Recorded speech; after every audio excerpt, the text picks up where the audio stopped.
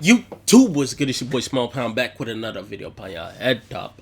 Hey, so this video is the top 15, I guess, craziest reactions to convicts after getting a life sentence. So without further ado, let's jump into the video.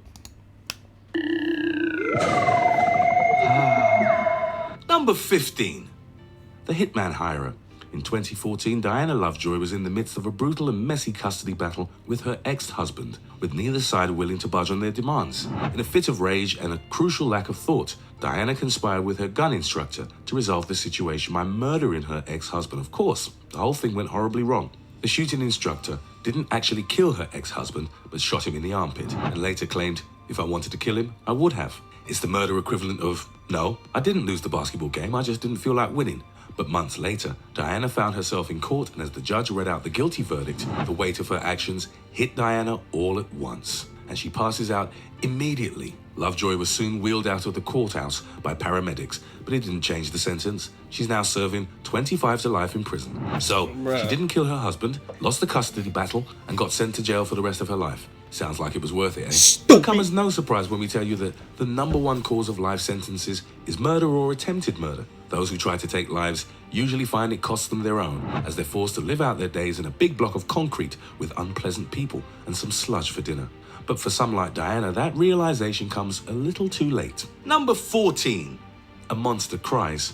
Many of those given a life sentence will do anything to avoid jail time, even if that means appealing the ruling or just outright denying the juror's verdict. But sometimes you can only hurt yourself and your case for doing so. Ellis Nelson Ortiz Neves made news in 2017 when he beat a 4-year-old boy to death and was given a life sentence in return. It didn't take long for Ellis to appeal the charges, claiming that the trial testimony was based on junk science and was biased against him due to the jurors hearing about past episodes of domestic violence and... Yo, I hate when people out here. You can't beat up a kid. Like, period. Like, you can discipline kids and whatnot, but you can't beat up, like, physical abuse to a child, to people smaller than you. Like, that doesn't make you, whether you're male or female, that doesn't make you that much of it doesn't make you a bigger person, period. Like, I don't know what gratification people find in this, man. Like, it's towards crazy. Children. Even the suggestion that these episodes were irrelevant is absurd, given the nature of the case. When the jury all but dismissed Ellis's appeal, the judge began describing the injuries suffered by the boy in graphic detail. Overwhelmed by what he was hearing, Ellis broke down into tears until he was eventually forcibly removed from the court. In what has to be one of the most brutal and honest comments ever heard in a courthouse, the judge called Ellis the lowest form of human life that I've been able to observe or see. Shortly after, Ellis was sent back to prison for the rest of his life, and rightly so. Justice had been served. Number 13. The Teen Killer. In 2012, a devastating murder shocked the relatively peaceful city of Sheboygan Falls, Wisconsin. In what was the city's first homicide since 1996, 2 young teenagers attacked and killed 78-year-old Barbara Olson at her home with a hammer and hatchet. In a tragic twist, one of the killers was her great-grandson.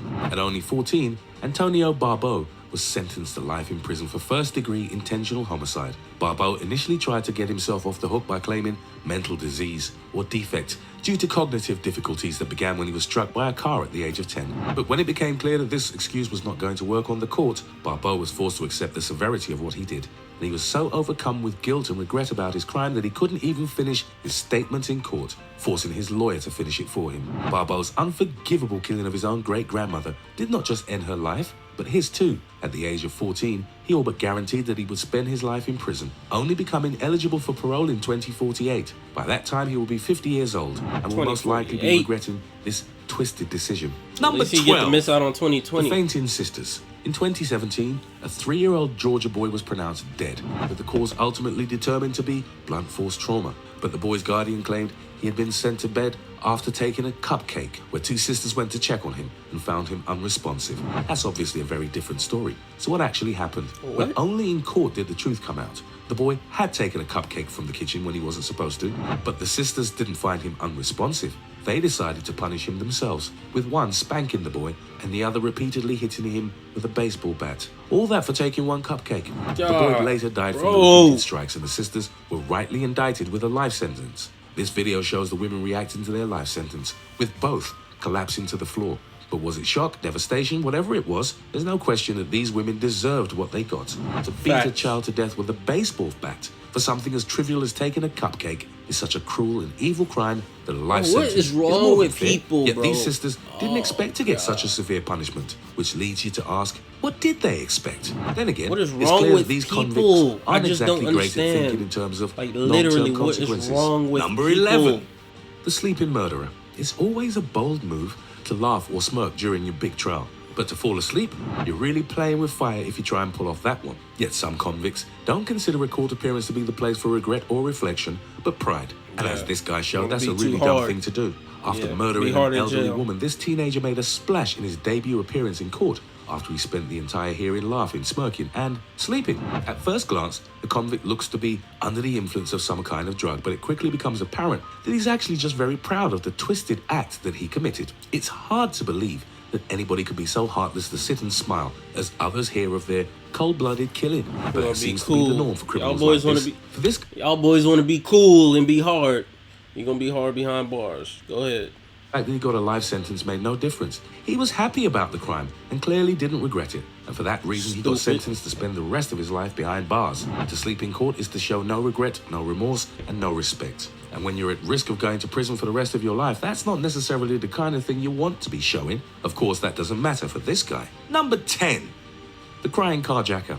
The old saying goes that there's no such thing as a victimless crime. Every action we take affects someone else. And the crime spree affects a heck of a lot more, particularly if you choose to steal from innocent people like this carjacker. And once you've committed these crimes and hurt others, it makes it difficult to feel bad for you when you cry over your life sentence. In 2014, Ryan Stone embarked on a carjacking crime spree, stealing several vehicles and kickstarting a lengthy high-speed chase with the police that resulted in one nearly fatal injury for a Colorado state trooper. The chase lasted over an hour and a half and included several different stolen vehicles, this man one of riding which on the had an opposite innocent baby in side. the back seat. When he finally made it to court, Stone gave an emotional reading of his statement, claiming that he regretted his actions, a statement that contradicted recorded phone calls he made to his family from prison. In those phone calls, Stone allegedly bragged about his chase and insulted the trooper that he hit with the car with giddy glee. It goes without saying that the jury didn't take pity on the guy. Stone was ultimately sentenced to 160 years in prison for his actions, with the judge openly dismissing his claim to regret the very actions he bragged about in the calls. The Arapahoe County District 160 Attorney added that years. unless Stone has access to cryogenics, he will die in prison. And cryogenics, as far as we know, are not available in prison. Number 9. The Morning Murderer. Admittedly, this entry is less of a life sentence and more of an end-of-life sentence. A Florida man who killed 2 people while robbing several Dunkin' Donut stores was given the death penalty in 2015 for his crimes. His response was not quite what you'd expect. For a guy who killed multiple people while robbing a coffee and donut shop, James Herard's reaction to the news of his death sentence was unsurprisingly muted. There were no hysterics, there were no dramatics. He just nodded while clearly fading in and out, even as his devastated mother was led out of the courtroom after her emotional response to the news. For Herard, this was a surprising change of tactic. Previous appearances before the court saw him barking like a dog and even daring the judge to give him the death penalty. But apparently, even when the judge called his bluff, Herard still pledged to appeal the sentence. I guess that's a crazy reaction to a crazy reaction. Herard never actually showed remorse for his actions. If anything, he boasted and goaded about the whole incident with little concern for how it would turn against him. Bro. This is an excellent example of how our actions have consequences. Not everything goes in your favor. Number 8. What is wrong A with murderer people? collapses. It's pretty wild that so many murderers or attempted murderers would admit that they committed the crime and then change their mind. However, it's a very common occurrence. Most of the time, of course, this change of mind is all but dismissed. And when that happens, you get some unusual reactions from the convicted. In 2016, Jaleel Smith Riley pleaded guilty to charges of aggravated murder and attempted murder, only to later change his mind and claim that he did not do the very crime he said he did. This flip-flop was rejected pretty quickly, landing him a life sentence without the possibility of parole. But that didn't sit well with him.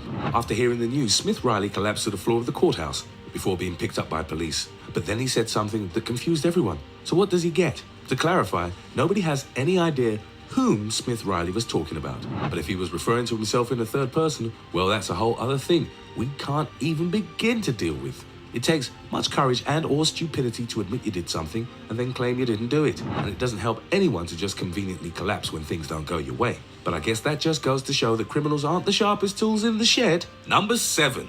Flipping the bird. This is probably a very obvious thing to say, but no good can come from flipping the bird to legal professionals. Whether you Somebody did the else trying crime to or act not, hard, whether you bro. like the jury or you don't, it's just not a great idea to annoy the very people you want to save your life. It's Of course, type some of people people that just make don't care TV if they run get their saved or lives. not.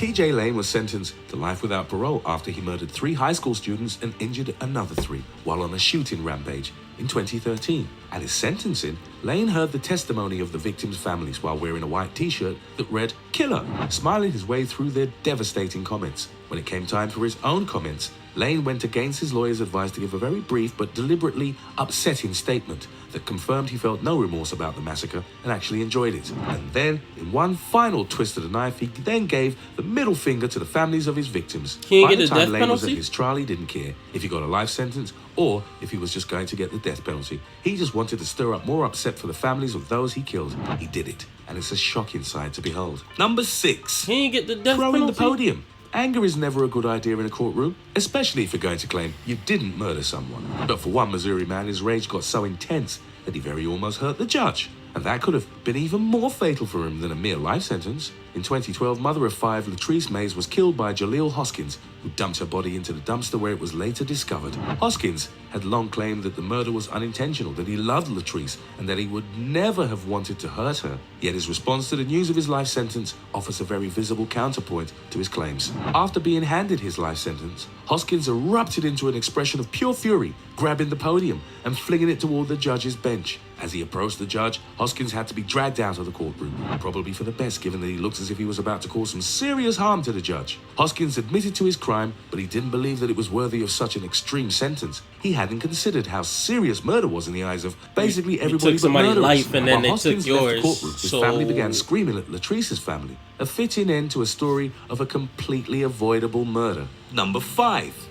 Threatening the judge. That's crazy. The ultimate cardinal sin of any legal battle is to threaten the judge presiding over the case. It's a surefire way to tick people off and guarantee that you will be mistreated. And yet, I think you can guess where this entry is going to go. In 2010, Juan Rodriguez appeared in court on charges of attempted murder, a crime that he adamantly denied committing. But when the judge denied Rodriguez's request to be let out of jail for Rosh Hashanah, he didn't exactly help himself. Angry about what he claimed to be religious persecution, Rodriguez told the judge that if he weren't allowed out of jail, he would take the judge's life. Those are quite literally his words, Oh, with he no brave. exaggeration or summary. Brave. I will take your life. And then, as if to make matters worse, he followed up with, "What's your phone number? If you don't let me out of here, I'm going to kill you." One of the strangest not guilty pleas you'll ever see right there in front of you. The judge was brave. obviously not impressed with the outburst and ruled that his decision go ahead, meaning that Rodriguez would not be allowed out for Rosh Hashanah and possibly putting the judge's life at risk in the process. Although, let's be honest, it's highly unlikely this guy will ever leave prison anyway. Number 4. Teen freaks out. The fact that so many teenagers find themselves facing life sentences is a sad truth of our modern age. It seems that every week there's another teenager being forced to confront the consequences of their actions on the ultimate life-changing level.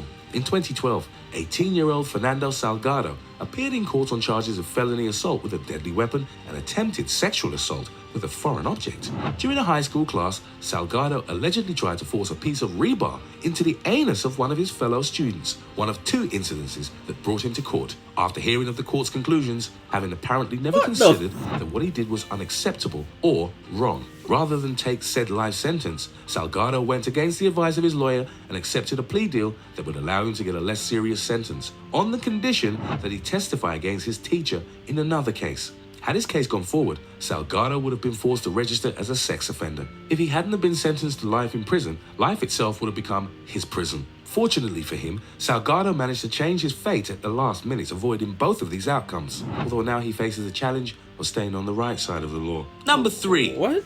Innocent or monster. While most legal cases feel pretty open and shut, some are a lot more complex and What? require some extra thought to come to the right conclusion, especially when those cases involve young people or teenagers that might not be fully aware of their actions. In March 2015, a trailer caught fire in York County, South Carolina, killing a 14-month-old boy inside. Months later, 17-year-old Jacob Matt Morgan was in court to address claims that he was the direct cause of his baby brother's death, something he adamantly denied. as prosecutors claimed that Morgan stood and watched the fire that killed his brother. Morgan cried and claimed to have done everything he could to save the brother that he loved. Unfortunately, Morgan's fascination with fire was well known within the family, and they provided evidence, and he eventually admitted to setting the fire that ultimately killed his brother. The case was notable due to jury divisions over whether or not Morgan was genuinely remorseful and innocent, or if he was faking his devastation. The fact that the fire was started in 3 places lends credence to the idea that this was intentional, but his family adamantly believes that Morgan is innocent and would never do such a thing. What do you think? Is he innocent, or is he the monster? He set the everyone fires. claims? What you Number mean? 2,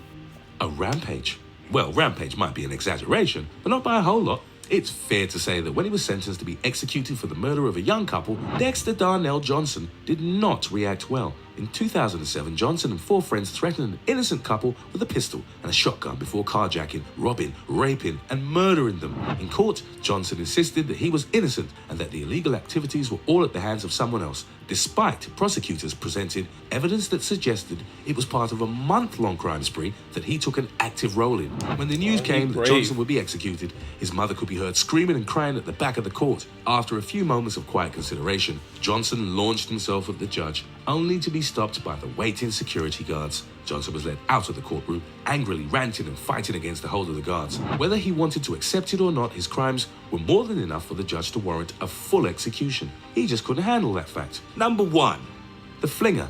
If there's one reaction you didn't expect when you clicked on this video, it's this one. Some people aren't content to sling words at the judge, believing that the situation calls for something a little more dramatic, or, for lack of a better word, potent. 46-year-old Ricky Hand was in court on multiple charges of armed robbery, but was less than happy about the sentence he got after the judge informed him that he would be spending at least 40 years of his life in prison. Hand voiced his opposition to the decision before reaching for something under his arm and retrieving some pill bottles from his sling. Of course, he wasn't going to take any medication. Instead, he had filled these bottles with, well, himself. Hand attempted to throw samples of his urine and feces at the judge, but he was quickly stopped by security officials who no doubt stunk after the encounter. This is a pretty insane response to a sentence, and one that was probably as memorable to those in the courtroom as those outside of it. Was that if only for what I can only imagine was the almighty smell of poop mixed with the sweat of the guy's sling. No, thank you. Which of these reactions do you think was the most insane? Wild, Let us know in the people are wild, man. Look, man, don't get caught up in the hype. Don't get caught up in the people that boost you up to do stupid stuff, because at the end of the day, and that is what you have to worry about, at the end of the day, these same people who tell you to do this, to do that, to not do this, to not do that, to not get your life together, to blah blah blah, they will not be there for you at the end of the day. Meaning, live for yourself. Your boy Small Pound signing out.